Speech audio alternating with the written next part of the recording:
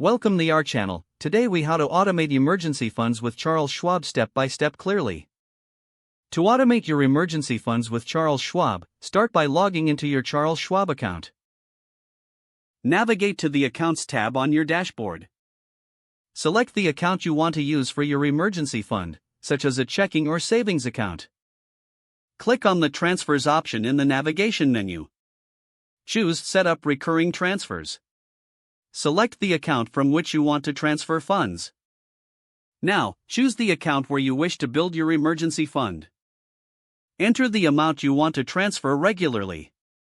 Decide how often you want the transfer to occur, such as weekly, bi-weekly, or monthly. Set the start date for your transfers. You may want to set an end date or choose to have the transfers continue indefinitely. Review all the details to ensure everything is correct. Click Submit to finalize your automated transfers.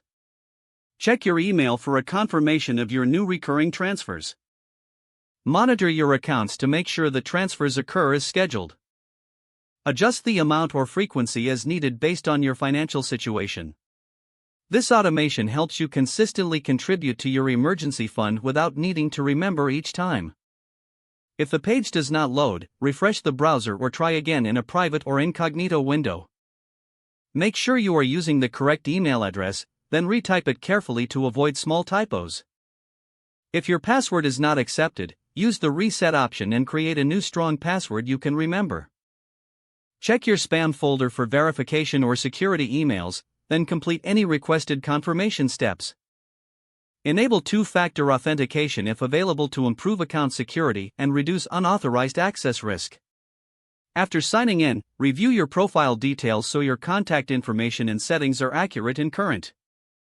If you see an error message, note it down and try again after restarting your device and internet connection. Log out when you finish, especially on shared devices, to keep your account and payment information secure. If the page does not load, refresh the browser or try again in a private or incognito window. Make sure you are using the correct email address, then retype it carefully to avoid small typos. If your password is not accepted, use the Reset option and create a new strong password you can remember. Check your spam folder for verification or security emails, then complete any requested confirmations. Don't forget to like this video and subscribe to our channel for more step-by-step tech guides.